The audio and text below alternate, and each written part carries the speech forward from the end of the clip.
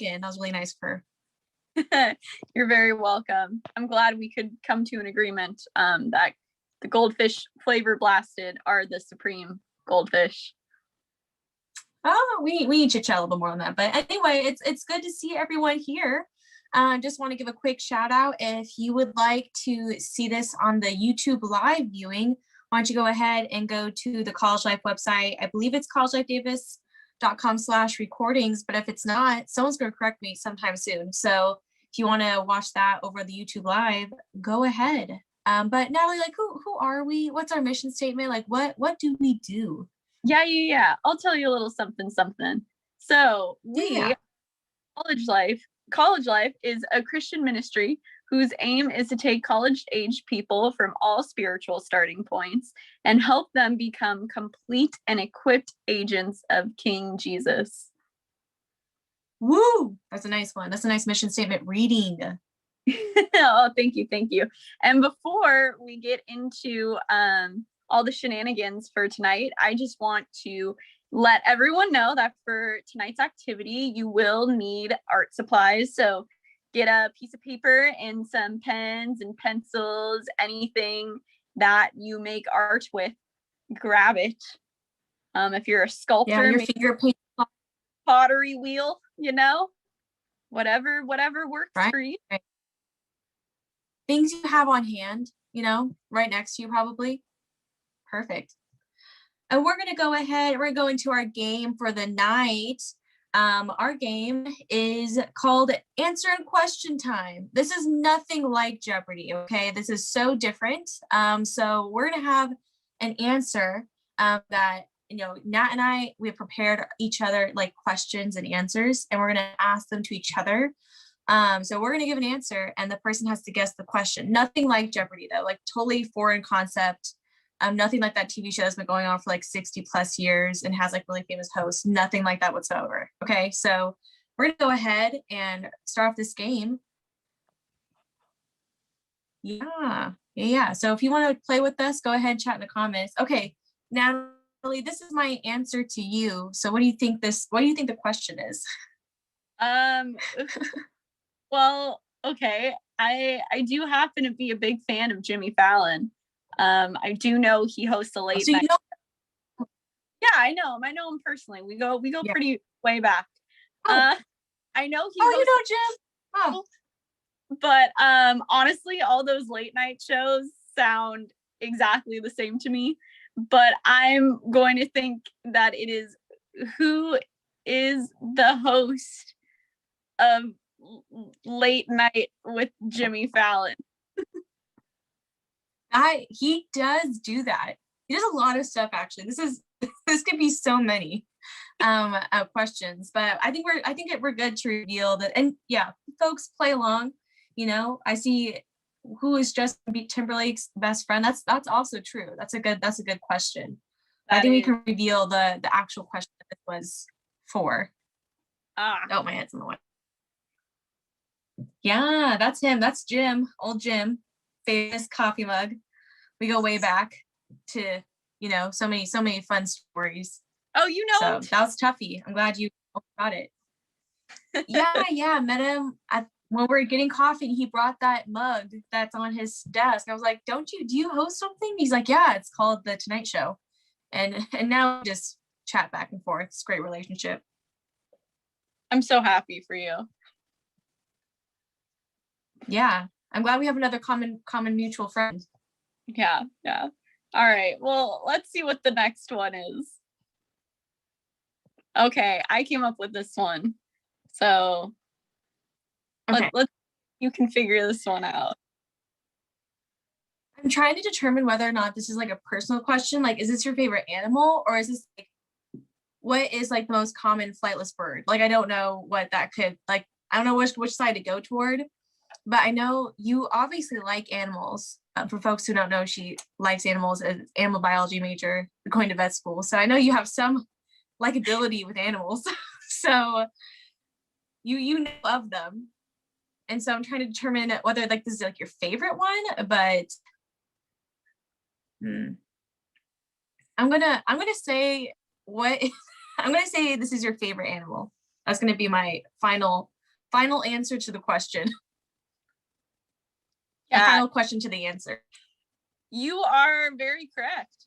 That is my favorite animal. If people don't, you're so good at this game. I think it's rigged. Yes, penguins are my favorite. Definitely is not.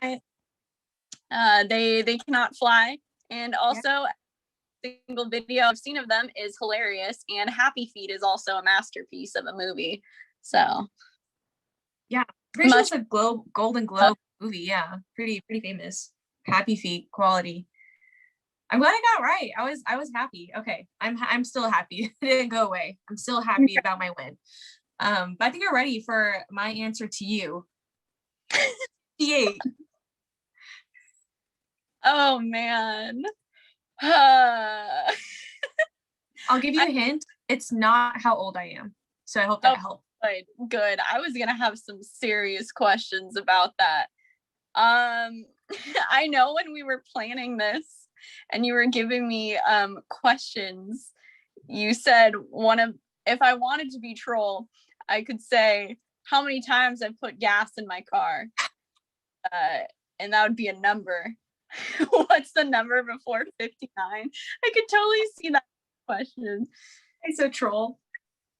What's the name of freeway in Bakersfield? That's also true. That is a freeway there. Oh they man. have that number. Not His skilled. favorite number? Oh man. I'm gonna think it's oh man. I'm gonna say you know what? I'm gonna go with the chat. My phone a friend. I think it's what's the number before 59. I'm gonna go with that. That's pretty close. It's pretty close. This goes to one of my personal favorites, and that is we'll reveal the question right now. This is the actual question to this answer. It's how many feature films has Disney made? Because I like Disney movies, so I felt like this would be a good question to ask. So yeah, pretty interesting. And this is just like their feature films. I don't want people bagging on, be like, what about Star Wars? What about no, like feature films like Snow White, like don't come for me in the comments, okay? And like I just asked Wikipedia, so like I didn't do a lot of research, but just like I'm pretty sure it's 58. So that I don't know, maybe that threw you off, Nat. I'm sorry if that did. I was very much thrown off. I'm sorry. I didn't know. My bad. But yeah, there you go. That's the question. All right. We'll go to the next one. Okay. Maybe is this your favorite? This is your like favorite number? Because this is like a holy number. 7 is pretty prominent. Maybe this is how many times you've gotten gas. Maybe you don't drive that often. Yeah, we also not a lot of times to fill up this year. That's true. Yeah, saving gas. Yeah, that could be it. I'm gonna go to phone a friend. Favorite color, that's pretty close. Number of weeks I was born. There you go. How old is Mason? I don't know how correct that would be, but that's a possibility. No. Here's a bean dip. Right. It's the number that 8, 9. These are really good. Who said that? That's so good. We're gonna frame that joke. Oh my gosh, it's gonna go to our Hall of Fame of jokes. It's in SBC in the underground. It's in the basement. That's where the Hall of Fame is. Oh my gosh, that's so fun. I'm just gonna go super generic, but we'll see where it takes me. This is your favorite number. That's right. Oh, yes, and that's you calculating your favorite number. It is. I did a lot of calculus and geometry and algebra and trig combined to come up with that. Right. So tough. It doesn't just come to your favorite number. Yeah. So what's your secret page? Did you go on Jeopardy or something? Yeah. I just came back from a 13-week run, so I'm a little bit of a pro. And I'm so busy. I was also on Jeopardy and doing school, so it's a little tough. But we'll chat about that later. I can move on and show you my next answer over here or above me. This is the next answer. Oh my gosh, I don't even know what this word is.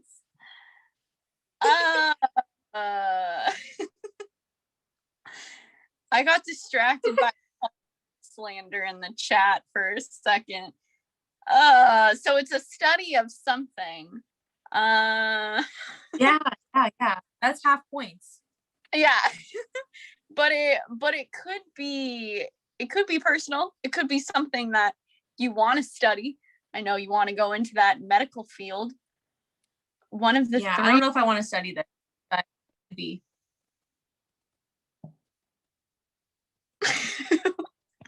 Oh my gosh. I'm gonna take the L scam already. I already know this.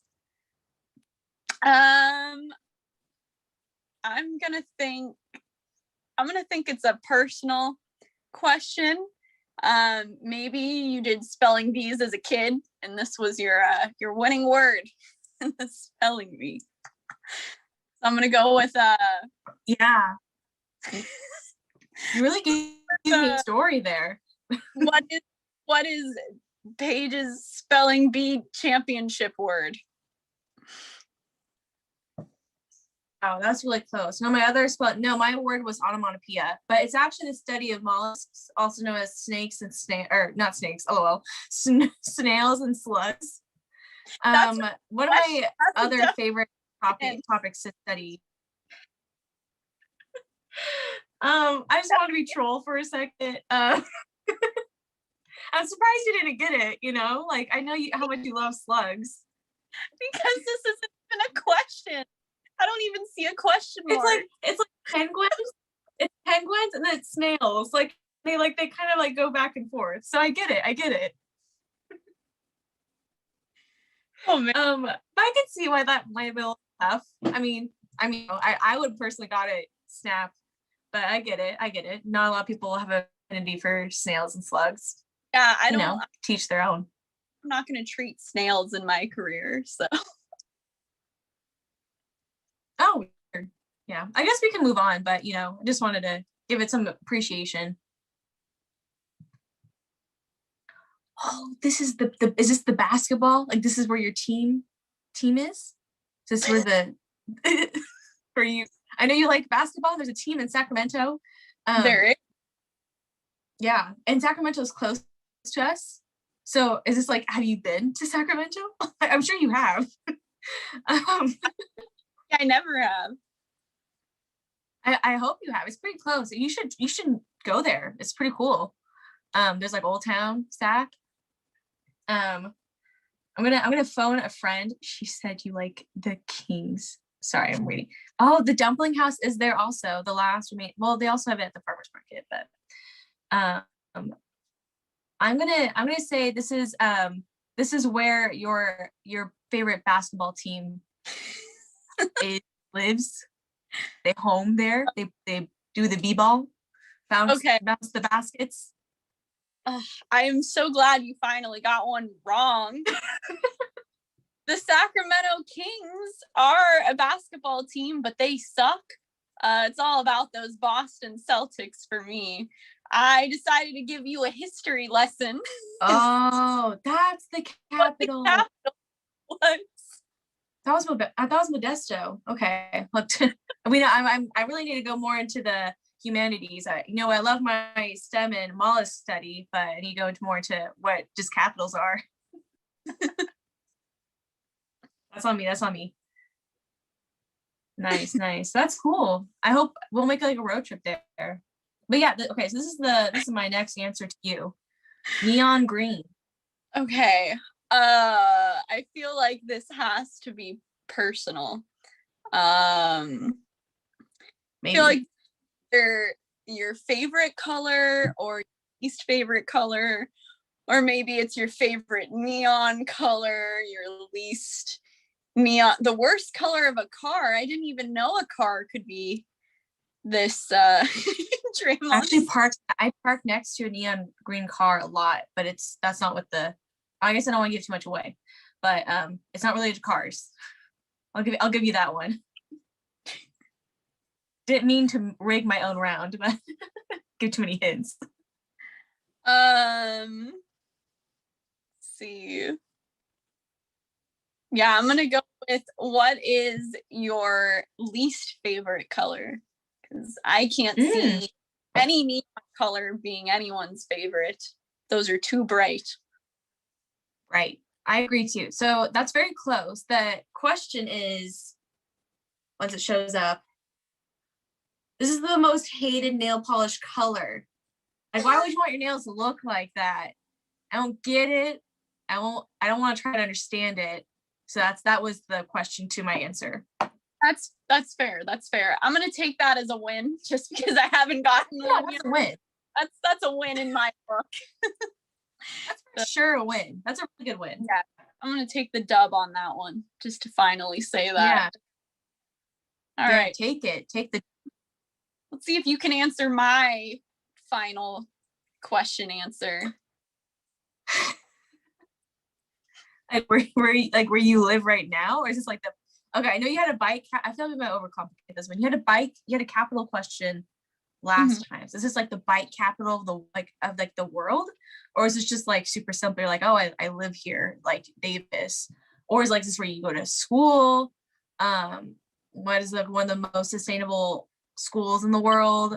I'm going way too far. I'm just gonna say, where do you live right now? That's gonna be my final one. I feel like I'm overcomplicated. Don't give me any hits. Yeah, like, don't look at me. That's fine. I'm just like, I guess I'm doing this on my own. But am I close? Am I far?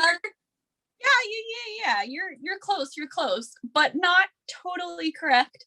So I had the question be, what school? Where do we go to school?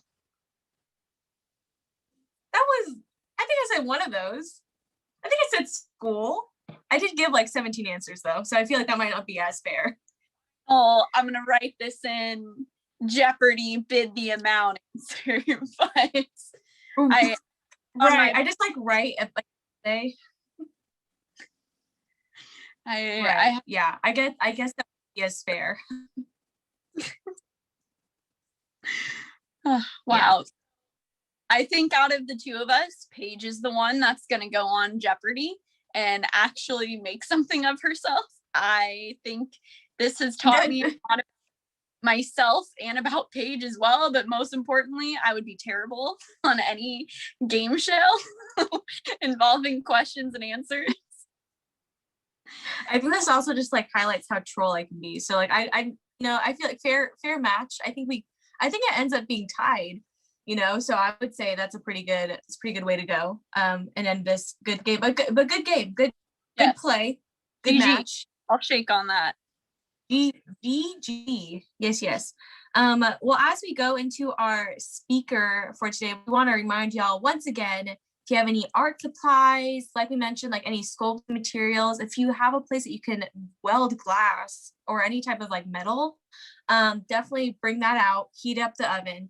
And get your color pencils, paper, all the things that you need before Stanford's wonderful talk. But I've reminded you, so go do that. And we're going to go into Stanford Gibson and his wonderful talk. Yay!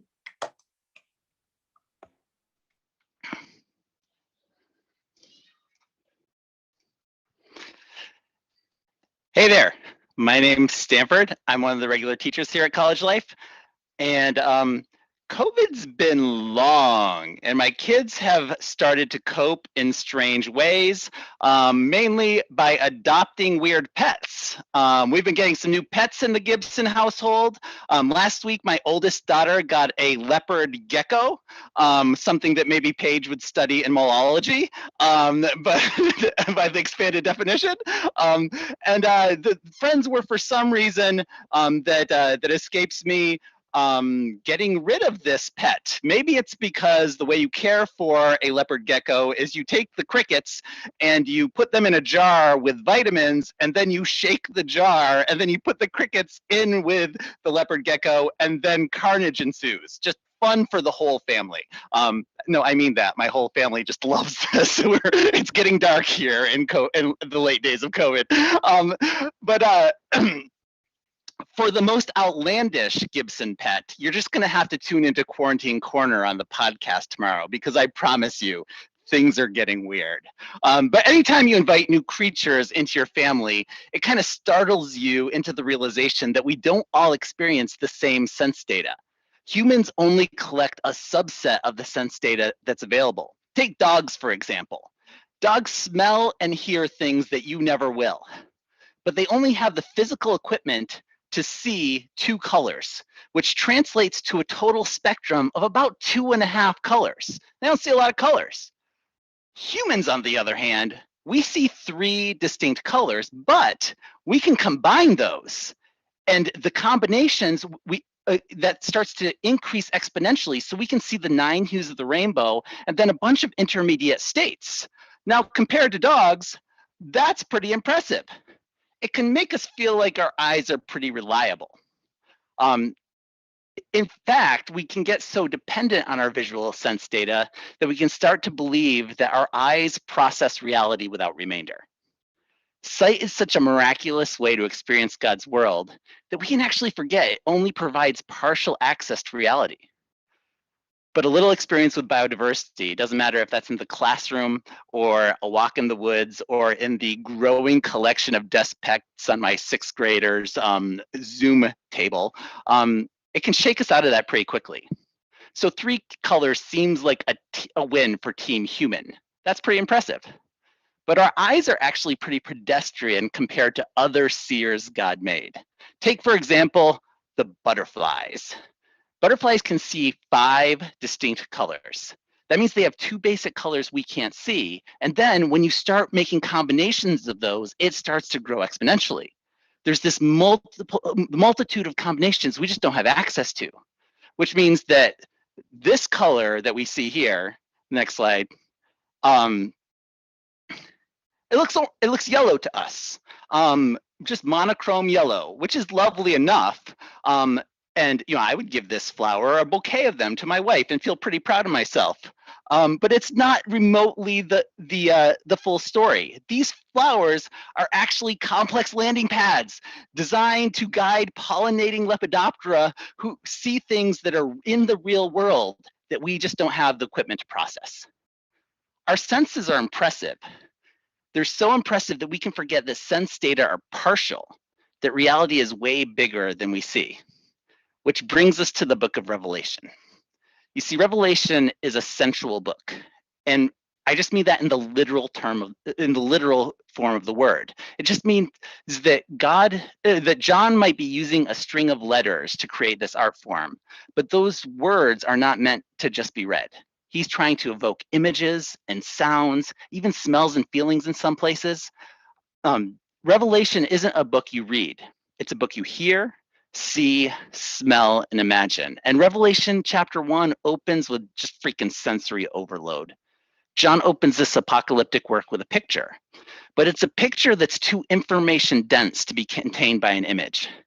This passage was not written to our image processing center in our cognitive brain. It can't be pieced together into a coherent picture. It's more of a butterfly view of the world. It's too vivid to be processed by our senses. It's like a fire hose of reality to the face, and we just kind of stand there and drink up as much of it as we can manage. In Revelation 1, John encounters the risen Jesus, but he can't really describe the experience. So he uses this string of sensory metaphors to try to convey the awe and wonder and beauty that he's experiencing. Before Revelation deals with the terrors of Roman oppression or the fears of invading foreign armies, which are major themes in the book of Revelation, before John encourages them to stand firm under persecution or goes hard at sin, calling them out of sexual immorality or idolatry, before he does any of that, he wants to increase our bandwidth for the beauty and majesty of God. He wants to raise the ceiling of our expectation on the universe. He wants to increase our capacity for wonder and beauty. Or in more standard Christian vernacular, he invites us to worship.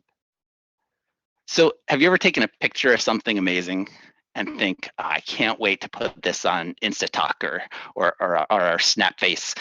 But when you see the image, you realize it doesn't capture a fraction of the experience. Sometimes reality is just too expansive, too vivid, too real to fit into a few million pixels. Sometimes a picture is not information dense enough to communicate what's real. And that's how Revelation 1 reads. John uses such a diverse cluster of sensory metaphors to describe the cosmic risen Jesus that it'll lose realism. If you were to try to reproduce this as a literal picture, it would be absurd. And you know how I know that? Because I Googled it, right? If you Google Revelation 1, you're gonna find some absurd attempts at realism and actually like trying to paint this out. What Revelation 1 actually is something of an early experiment in artistic expressionism. Expressionism was a movement in art based on the premise that accurate images don't really convey reality without remainder. Expressionist painters tried to use color and abstractions and exaggerations and other techniques to create something real with emotion and imaginative resonance that actually conveys more reality than a photograph would. That's what John's doing here. We contrast our artistic expressionism with realism as if the latter is real and the former is abstract, but that's not the way the expressionists saw it. They realized that our senses don't tell the whole story. They worked on the premise that getting the emotion and the imagination of a situation right was sometimes more important than reproducing the sense data. So that's what we're going to do in tonight's activity. We're going to read this passage, and we are going to read it a bunch of times in different versions and voices. We're going to read it a bunch of times for a few reasons. One, it is just good to read the scriptures out loud. Full stop. It is just good to read the scriptures out loud. That is a practice that's historical and nourishing and good for our souls and for our communities. But secondly, this book actually tells us to read it out loud. In verse 3 of chapter 1, it says, blessed is the one who reads out loud the word of this prophecy, and blessed are the ones who hear it and keep what's written in it. I'm up for some blessing. And third, I want you to experiment a little with expressionist art as worship. And so we're going to ask you to respond to the repeated reading of this text by creating an image, not a realistic representation of what John is describing, which is why I want you to get some color. If you haven't yet, go do it. Go find some color. I don't care if it's like a black pen and a gray pencil. There's got to be some contrast. I want you to create an image that has that's not realistic, because you'll quickly see a realistic image isn't possible. I want to use color, shape, metaphor to capture the feeling of this passage, to reflect the surprise, the awe, the terror, and the affection. And listen, I don't care if you're an engineer. So am I. We're going to do some art. And for the engineers, we'll have charts later. But for now, listen to the words of this book. Create something with color and shape that conveys the beauty of these words. And then there's going to be a post in the chat, and you can take a picture of what you've done. You can post it in the chat, and there'll be a flip book of them available at the end. All right, get your colors ready. Revelation chapter 1, verse 12. Then I turned to see the voice that was speaking to me. And on turning, I saw several golden lampstands. And in the midst of the lampstands, one like a son of man, clothed with a long robe and with a golden sash around his chest. The hairs of his head were white, like white wool, like snow. His eyes were like a flame of fire. His feet were like burnished bronze, refined in a furnace. And his voice was like the roar of many waters. In his right hand, he held 7 stars, and from his mouth came a sharp 2-edged sword. And his face was like the sun shining in full strength. When I saw him, I fell at his feet as though dead. But he laid his right hand on me and said, "Fear not. I am the first and the last, and the living one. I died. And behold, I am alive forevermore. And I have the keys of death and Hades."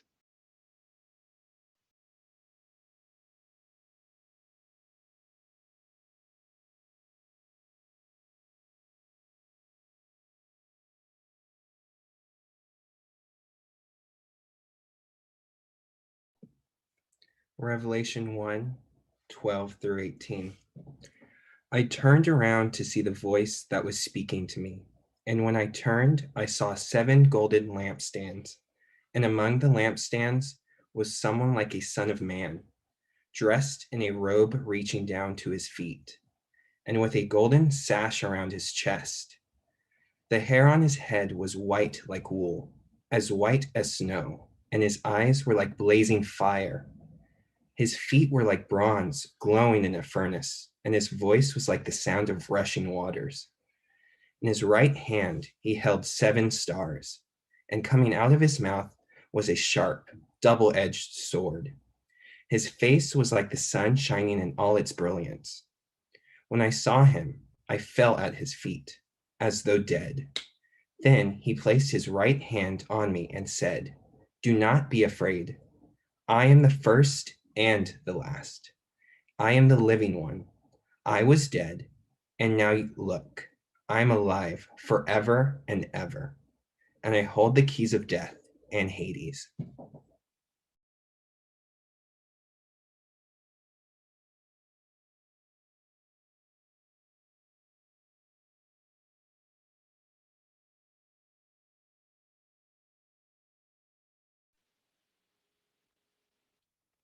Revelation 1, 12 through 18. I turned around to see the voice that was speaking to me. And when I turned, I saw 7 golden lampstands. And among the lampstands was someone like a son of man, dressed in a robe reaching down to his feet, and with a golden sash around his chest. The hair on his head was white like wool, as white as snow, and his eyes were like blazing fire. His feet were like bronze glowing in a furnace, and his voice was like the sound of rushing waters. In his right hand he held 7 stars, and coming out of his mouth was a sharp, double-edged sword. His face was like the sun, shining in all its brilliance. When I saw him, I fell at his feet as though dead. Then he placed his right hand on me and said, "Do not be afraid. I am the first and the last. I am the living one. I was dead, and now look, I am alive forever and ever, and I hold the keys of death and Hades."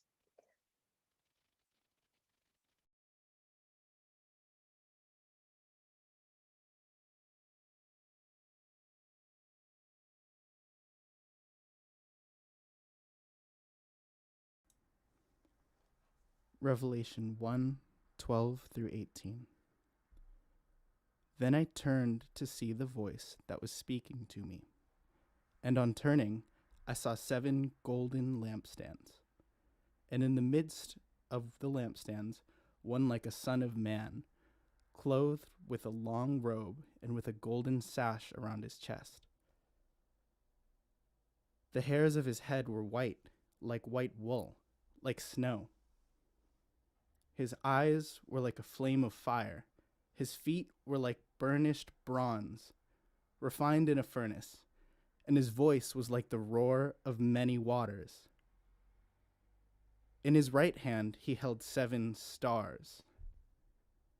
From his mouth came a sharp 2-edged sword, and his face was like the sun shining in full strength. When I saw him, I fell at his feet as though dead. But he laid his right hand on me, saying, "Fear not, I am the first and the last, and the living one. I died, and behold, I am alive forevermore, and I have the keys of death and Hades."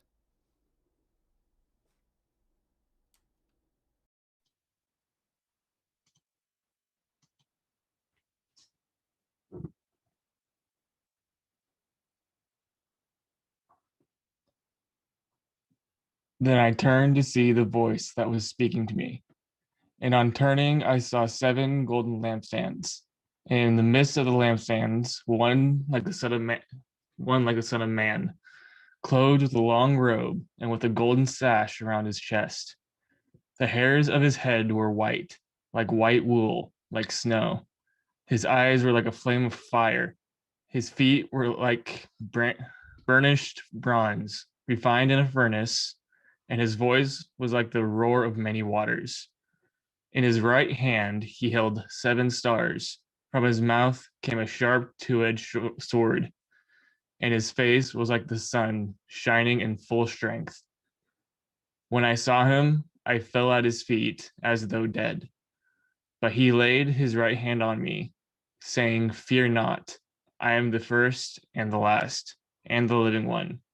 I died, and behold, I am alive forevermore, and I have the keys of death and Hades."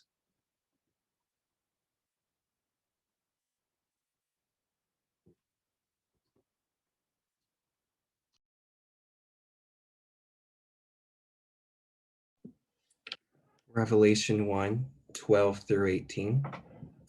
I turned around to see the voice that was speaking to me.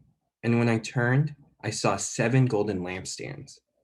And among the lampstands was someone like a son of man, dressed in a robe reaching down to his feet, and with a golden sash around his chest.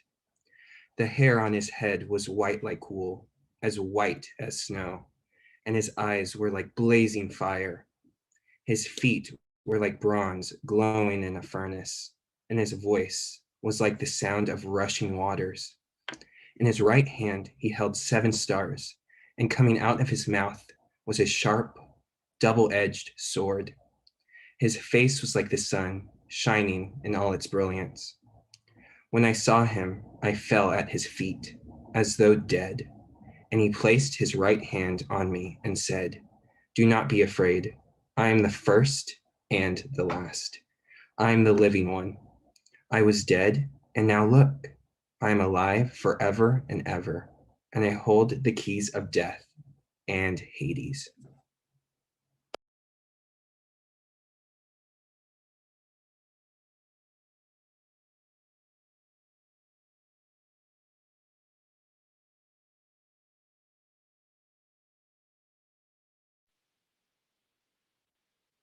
Revelation 1, 12 through 18. I turned around to see the voice that was speaking to me.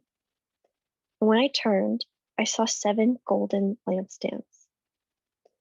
And among the lampstands was someone like a son of man, dressed in a robe reaching down to his feet, and with a golden sash around his chest. The hair on his head was white like wool, as white as snow, and his eyes were like blazing fire. His feet were like bronze glowing in a furnace, and his voice was like the sound of rushing waters. In his right hand, he held 7 stars, and coming out of his mouth was a sharp, double-edged sword. His face was like the sun, shining in all its brilliance. When I saw him, I fell at his feet, as though dead. Then he placed his right hand on me and said, "Do not be afraid. I am the first and the last. I am the living one. I was dead, and now look, I am alive forever and ever, and I hold the keys of death and Hades."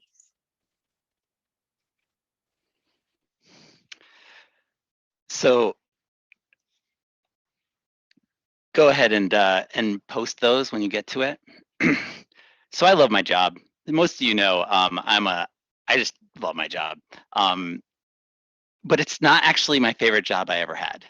When I was in college, I actually was a wilderness leader, and we would take high school students into the Adirondack Mountains, which are these like billion-year-old mountains in upstate New York. And we'd go rock climbing and mountain biking and backpacking and canoeing. And my favorite campsite to stay with these students was it was at the base of Giant Mountain. And now I know anyone from California like the pretension of a mountain in New York to call itself Giant Mountain. I get it, but these are some of the most rugged mountains I've ever climbed. The campsite at the base of Giant Mountain, you actually had to hike in a little ways, and so it was usually empty. And so we would camp there, and we'd make a big fire, and we just kind of stare into the flames, and they come up, and then I'd go to bed, and you could see the stars come out. And the thing about this campsite is that it was at the base of a waterfall, and so the water would just roar all night, and sometimes there would still be snow out because it's New York, and I just try not to go to sleep. Even though like I had just dragged 14-year-olds up a mountain, it's like proto-parenting, just like really, really hard days, I would just force myself to try not to fall asleep so I could take in all the sounds of my favorite things. And I remember years later, I read this passage, and it's just like all my favorite things. Jesus is all my favorite things.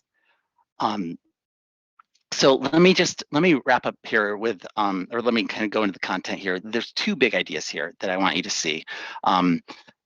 Why does a book that calls us to holiness, courage, and perseverance, which are the major themes of Revelation, open with a cosmic vision of the risen Christ? Well, first, this vision establishes the transcendence of the cosmic Messiah. This vision establishes the transcendence of the cosmic Messiah. This passage is full of allusions to another cosmic vision of God, the book of Daniel. Now, that isn't super surprising for a couple of reasons. First, Daniel is the only other book of this genre in the scripture, so what we call apocalyptic literature. So it makes sense that they would be similar. But second, John lets us know where we're headed, that we're going to reference the book of Daniel from the very first sentence of this vision. In verse 12, he says this. He says, "Then I turned to see the voice." Okay, stop. Oh. We're already playing with sense fluidity here, right? To see what? To see the voice? Are we seeing it? Are we hearing it? Senses don't matter. This is suprasensual. I turned to see the voice that was speaking to me. And on turning, I saw 7 golden lampstands, and in the midst of the lampstands, one like a son of man. Now, you should be very familiar with the Son of Man terminology from the Gospels. That's what Jesus called himself. And probably you know that Jesus called himself that because the Messiah was called the Son of Man in the book of Daniel. Peter did have a podcast on this in the spring. You can go back and catch that. But let's look at that Daniel passage. In Daniel 7, there's this great scene just before Daniel has this vision of God where he says, "And I saw in the night visions, and behold, with the cloud of heavens, there came one like a son of man, and he came to the Ancient of Days," another character, "and was presented before him, and to him was given dominion and glory and a kingdom." And then Daniel has this vision of a cosmic deity. And check this out. Look at the similarities between these visions. Both of these cosmic figures have white hairs, white like wool. They both have eyes like flames. They both have feet or legs like glowing burnished bronze. Like there's a resemblance here, and it's not incidental. John is seeing this vision, and he is intentionally saying this entity is like the Son of Man. This entity is the Son of Man in the Daniel passage. Now that's pretty cool. Like we're some of us are Bible nerds. We like those connections. Christian, I'm looking at you. I'm not actually looking at you because it's Zoom, so that's a total metaphor, but you know what I'm saying. That's pretty cool. The risen Christ, who John identifies as the Son of Man, evokes the image of the cosmic pre-incarnate Son of Man in Daniel's prophetic vision. The Son of Man has the same characteristics before and after the incarnation in the Old and the New Testament. That's pretty cool. Except that's not what's going on. That's actually not what's going on. Okay, I know we're already getting a little deep here, but follow me on this because this matters. This is not only interesting, but it matters for how you see Jesus. John is describing the Son of Man in Revelation. You just heard that passage 7 times. You recognize that that's who the character is. It's the Son of Man. It's the Messiah. It's who Jesus identifies himself as. But Daniel's not. Daniel is describing a different character in these passages. He's describing the Ancient of Days, who the Son of Man approaches. So try to follow me here because this is critical. John is saying that post-resurrection, the Son of Man, who was with God before Jesus walked the earth and is with God after, has the same cosmic, divine, worship-inducing qualities as the character that Daniel calls the Ancient of Days. This is the doctrine and mystery of the Trinity. That there is an essential unity in God that is instantiated in distinct persons. Now, does John try to explain it? No, because he's smart, right? Like you don't try to explain it. He just experiences it and passes it on. What he's saying is, hey, guess what? Jesus, totally God. And how does that work? I can't really tell you, but it looks like molten bronze and sounds like a torrent of many waters. But more importantly than the abstract doctrine is the image of this transcendent realer real that God is making plain to the church, is a message to the church, to a church that is frankly struggling. Now, Peter and I talk about the context of this letter tomorrow. We already did. It's in the podcast. The podcast will drop tomorrow. Daryl Johnson will talk about it next week. In Daryl Johnson's commentary on Revelation, in the first 75 pages, he talks about the historical context 4 distinct times because it's so important. This church is getting worked. They're getting worked. It's a bad time. And so God responds to this very difficult time in the life of the church with 2 distinct images.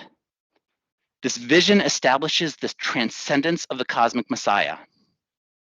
And this vision establishes the immanence of Jesus as the present co-sufferer.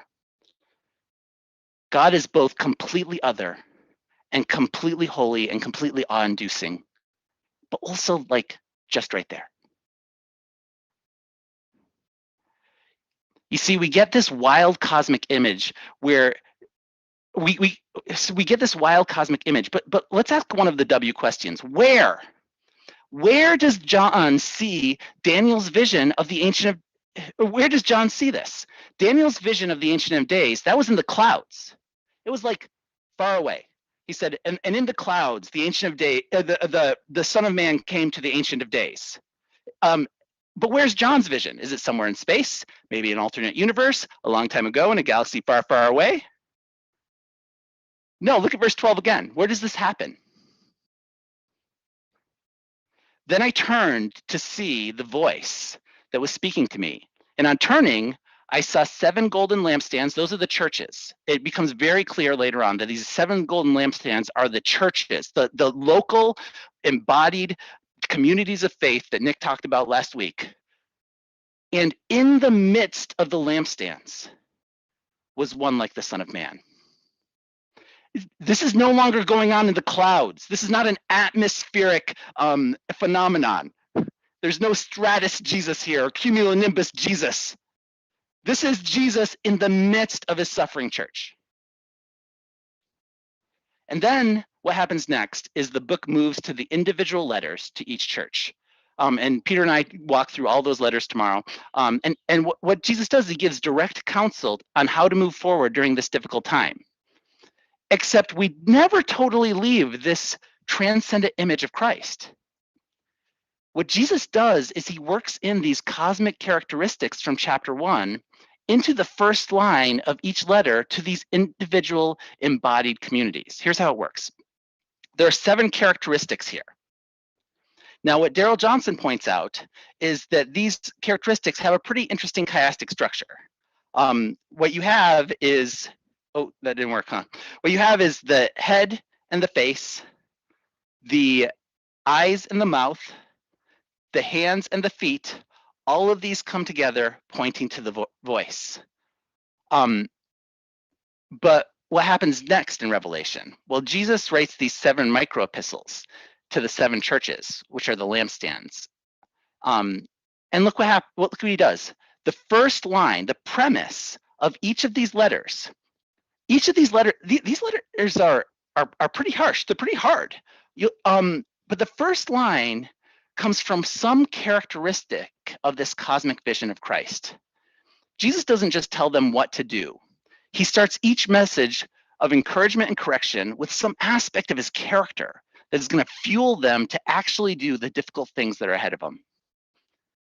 A vision of reality, cultivating wonder and awe in the face of what is true but unseen, living in light of reality that's just beyond our senses. That's the fuel that drives the practical work of perseverance, courage, and correction that Jesus is laying out for the churches. We are fueled by wonder. We are fueled by beauty. The word we use for that is worship.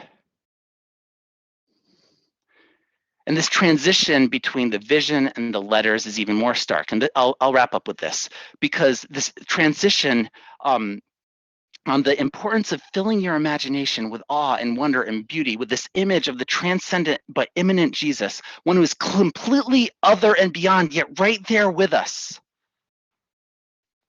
The last line of this vision becomes the first line of the first letter. The last line of the vision is Jesus who holds the 7 stars and the 7 lampstands, which is the characteristic John uses to open the first letter to the church in Ephesus, which the church in Ephesus, that's John's home church. He was the pastor of Ephesus after Timothy was murdered by the state and before John was exiled to Patmos.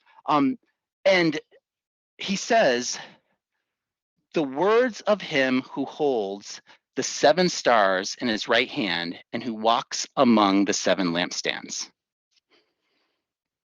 Is that, go ahead to the next, yeah. The symbolism of the 7 stars and the 7 lampstands, it's a little bit flexible in this book, but the 7 lampstands are usually the 7 churches, and the 7 stars are some sort of cosmic beings. But there's something else cultural going on here. You see, Hellenistic astrology was built around 7 stars. They believed that there were 7 planets at the time, so those 7 stars were the heart of like the major worldview, which was astrological. The people who lived in this world believed they were subject to the capricious whims of these stars, that the stars created their destiny. Where are the stars in the vision? Jesus is holding them in his hand. In the right hand of the suffering servant and transcendent king. They do not control you. He is the transcendent king. But where is he? He's not in the stars. He's in the freaking midst of the churches.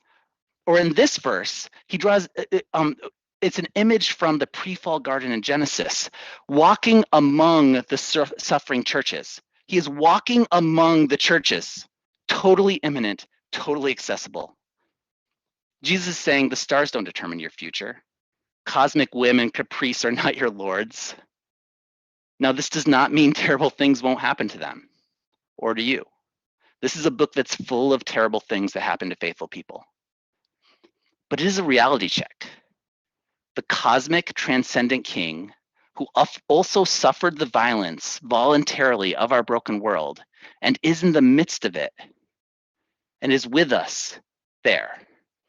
And our perseverance, courage, and quest to grow are part of this unbelievable plan of redemption, not only of our souls, but of all of creation.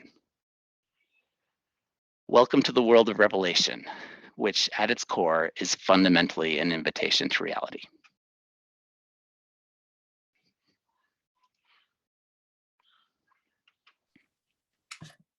Hello, hello. Thank you so much, Stanford, for that amazing message. It is just amazing. Yes, thank you so much for that talk. Now we're moving into a time of worship bops, which will be led by the Scooter King, the young Kyle Jung. Paige and Natalie. And thanks, Stanford. Let's sing some songs to our Father in heaven.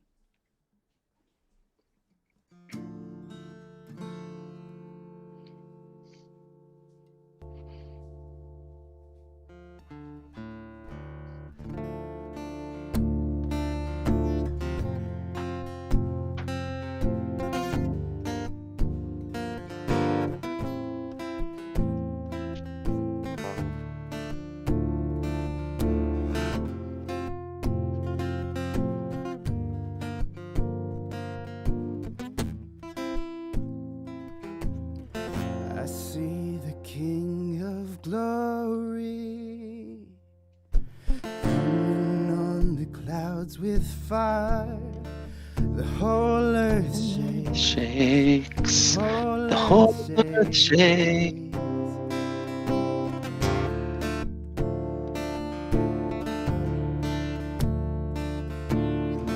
I see His love and mercy washing over all our sin. The people sing, the people sing. Hosanna, Hosanna, Hosanna in the highest. Hosanna, Hosanna, Hosanna in the highest.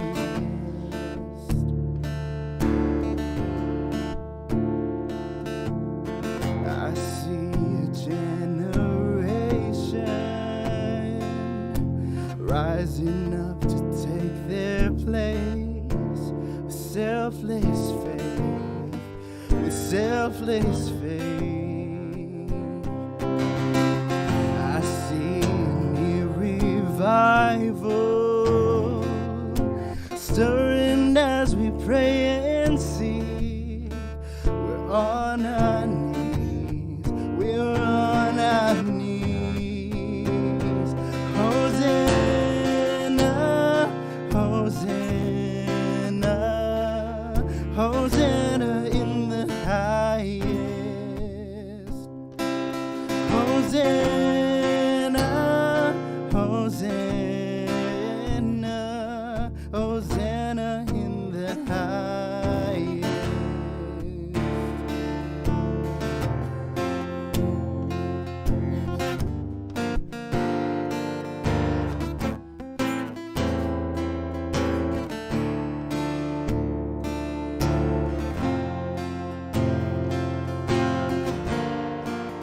In my heart. Heal my heart and make it clean, and open up my eyes to the things unseen, and show me how to love like you have loved me.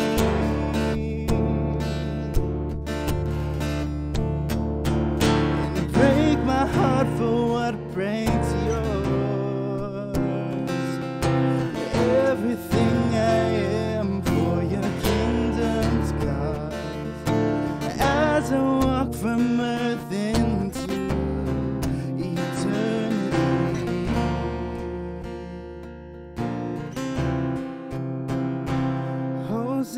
Hosanna, Hosanna, Hosanna in the highest. Hosanna, Hosanna,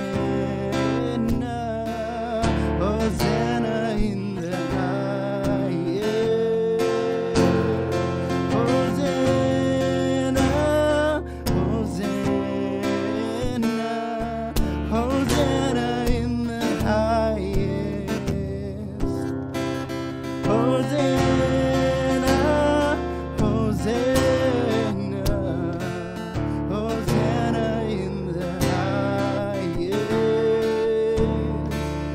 Hosanna in the highest. Hosanna in the highest.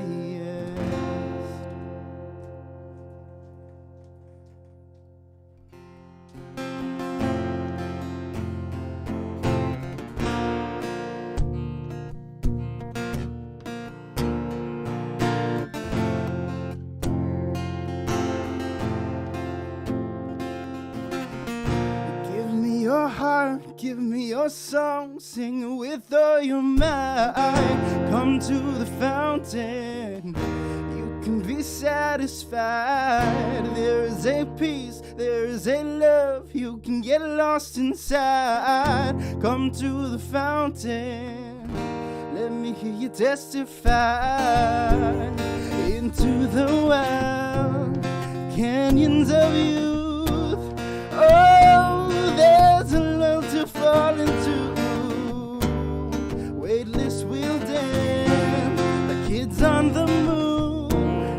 Oh, I will give myself to you as soon as you start to let go. There is a give me a song, sing with all your might.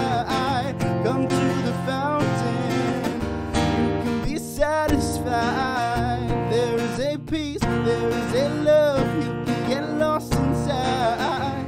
Come to the fountain, let me hear you testify. There is a peace, there is a love, you can get lost inside. Come to the fountain, let me hear you testify. Wave after wave, as deep goes to deep. Oh, I'll reveal my energy as soon as you start to let go. Give me your heart, give me your song, sing with all your might. Come to the fountain, you can be satisfied. There is a peace, there is a love, you can get lost inside. Come to the fountain, let me hear you testify. There is a peace, there is a love, you can get lost inside. Come to the fountain, let me hear you testify.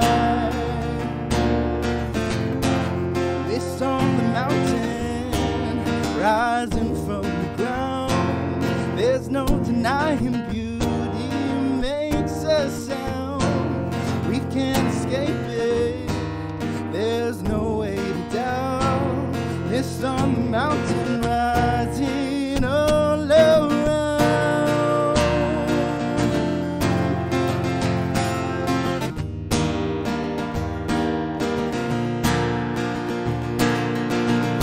Give me your heart, give me your song, sing with all your might. Come to the fountain, you can be satisfied. There is a peace, there is a love, you can get lost inside. Come to the fountain, let me hear you testify.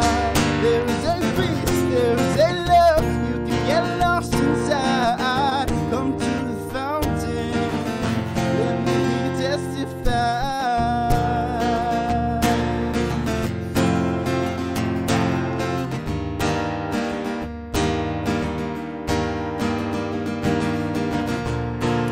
You can get lost, you can get lost inside.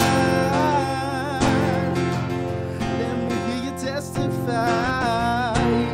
You can get lost, you can get lost inside. Let me hear you testify. Heavenly Father, you are so powerful and beautiful that we can't describe it. We can't understand it either, God. And yet, your love is ever present. It's easy to forget sometimes how powerful you are and how much you love us. But I pray that you would be giving us reminders, like the sunset today. It was beautiful. It looked like the sky was on fire. I want to thank you for that. You're so beautiful. I pray that you would be with us as we enter into this, last few weeks of the quarter, that you would help us finish strong, and that you would be with us every step along the way. In your Son's name we pray. Amen. Thank you, Kyle John, for those worship bobs. And thank you so much, Stanford, for giving that wonderful talk on Revelation. I just feel I learned so much, and I loved seeing the drawings, and I'm just so excited for part 2 of this Revelation talk. So thank you so much. But we're going to go into announcements, our favorite time of Tuesday night. I mean, maybe my favorite time, but I just love hearing about events. So Natalie, what's our first event on the weekly rhythm? Oh yeah, let me tell you. On Sunday, we got church at FBC in person or online. Online, you can watch whenever, but if you want to show up in person, that starts at 11 a.m. Then also later that night, we have the study room at 7 p.m. Finals are coming up, so if you have any last minute homework or studying you want to do, you can just hop on our Zoom and study with your buddies. Yes, and on Monday we got junior senior growth group and senior plus as well. So at 7 p.m. if you match those titles, you should go to growth group. It's gonna be so fun. Yes, and then Tuesday, which is the day of all days, today, we have large group at 8 p.m. And I believe Peter's going to tell us about our next speaker. Me. If I could control things right now, I would have had that song that was like boom boom boom boom boom boom boom boom boom. You know what I'm talking about? And okay, so this is the wait is over. I'm gonna say I love Stanford, I love Steve, I love Rick, I love Nick, I love everyone that's spoken this quarter. But we're really saving the best for last. And Daryl Johnson is coming to speak to us next week, which is a big deal. Stanford and I have been reading Daryl's book for these talks, or for talks and podcasts. And so like he is the guy who is he's given us our information. And I've said this last week, I feel like right now I'm a professional Daryl Johnson hype man. But no kidding, the Christianity Today, one of the biggest Christian publications, has literally called him an expert and master preacher and pastor. And he's coming to us. He's coming. We're beaming him in from Canada. And I actually think this is probably, at least in my time, this is the biggest guest speaker that College Life has had. The most sort of reputable and known and useful and yeah, wonderful. So I am so excited about this. I've invited FBC to come. I'm going to invite my Bible study to come. I mean, this is a real treat. There's a friend of mine who's a teacher at a Christian school, and he said, "Hey, I'm probably going to use this talk for the rest of my teaching career. Just if you can get like 30 minutes on, demystifying Revelation, that's gold." And so anyway, I can't wait to bring him to you. And I want you to bring your friends. I want you to wrangle anyone who can come to join us for Zoom this next week. It's gonna be an event. And so finishing up winter quarter with a bang. And anyway, so Daryl's coming to us next week, and I've said lots about him, and so the time is finally here. So anyway, come next week, and we'll be in for a treat. Thank you. And now that's a good entry into Wednesday, which is and consume. So we're gonna be zooming and consuming at 11:30. And so Stanford, I'm not sure if you will be there. Yes, no, maybe so, possibly. I don't know, but that's okay. You should still go. You should still go because it's gonna be fun. Yeah. That gives you a little, you need some uncertainty in your life sometimes, you should just still go anyway and get a good Zoom meal. So definitely Zoom and consume on Wednesday. And then on Thursday, we have prayer meeting at 8 a.m., aka the Lord's Hour. If you were not aware, we have an app, and we read every single one of those prayers on the app, and we pray for you. So put your prayers on the app, and we will pray for them during the Lord's Hour.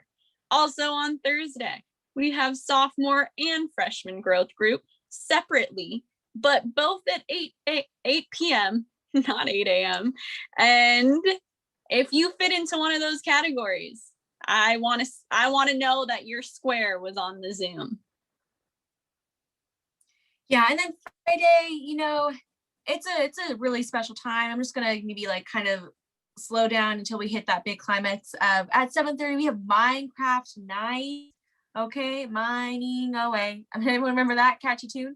So if you want to be Minecrafting away at 7:30, you should do it. Okay, we got some tutors in college life who will teach you. I mean, Nick just said watch a tutorial. So I mean, like, some people will teach, some won't.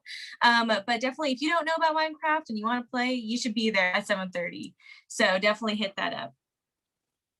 Yeah, and then the fun continues Saturday night at 7 p.m. We have PowerPoint night, and I have been told that PowerPoint night consists of everybody coming up with some piping hot, talky level hot takes. So if you have something on your mind that is just so unbelievably just against the grain that you really want to share, think about it and come prepared on PowerPoint night. But if you also need a little bit of time to think, there will also be time during the event at the beginning to come up with a hot take. Piping hot. Oh yeah, it's piping. All right.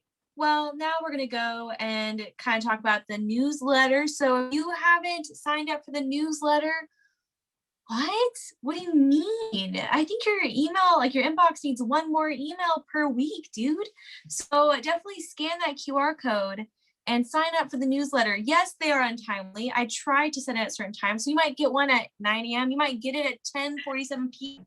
You never know. But that, once again, needs some uncertainty in life sometimes. So Yeah. definitely sign up for that and get some good updates. Yeah, the spontaneousness is all the fun of getting an email. Yeah. And the So, spontaneity for me. that is a perfect segue into our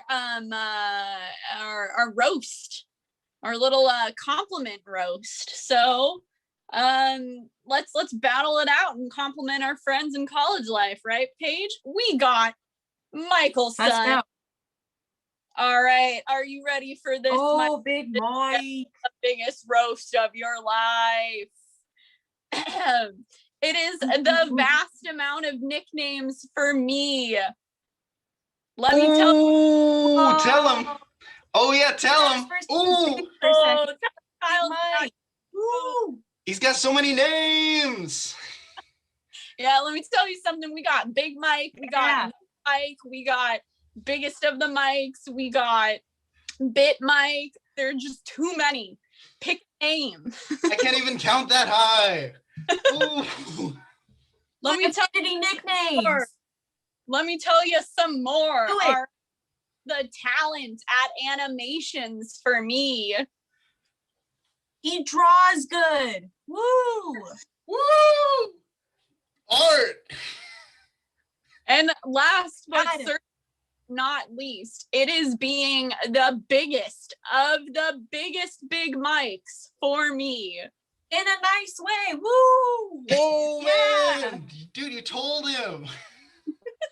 I'm Go looking at Jack. his face right now. He's so told. He's been called it roasted. Oh yeah, you just got roasted hard. You're just on fire, Woo. right? Woo. Right. All right. Well, no, you did pretty well, and you know, Mike, you've been complimented, but I have someone else I'm going to compliment pretty hard. Okay, and that's Ashley. Woo. All right, Ashley, get ready. Okay, Ashley, it's the talent of being a blog writer for me. She literally publishes Woo! articles. Oh, What? She you published. right. Woo! What? She types and writes stuff, and you get to read it on her campus. She writes good. Dang! I bet she uses big words. Yeah, they're so great. You have to like open a dictionary. They're so great words. All right, I'm gonna drop another one. It's the love of Hallmark movies for me. She loves that cheese from Hallmark. She loves Hallmark cards. Loves Hallmark movies. Ever. Loves the company. I'm sure she loves their stocks. She loves Hallmark everything. Woo. Oh, she does. She will stand on that hill fiercely defending Hallmark, let me tell you. Yeah, she will. You need people like that, okay? All right, and this next one, it's the amazingness of being a junior, senior plus growth group leader for me. Oh, Woo! That was a lot of words. I can confirm that one. She's so good at it too. Yeah, is you just been roasted, Ashley. Okay? How you feel? Hope you feel loved. Because that's what you are. Loved. All Oh, right. Kyle's upside I don't down. know. Roast. They got roasted so hard. Kyle's just chilling I don't upside even know down. what's happening. This is too much for me. Kyle's experiencing a tornado right now in Zoom.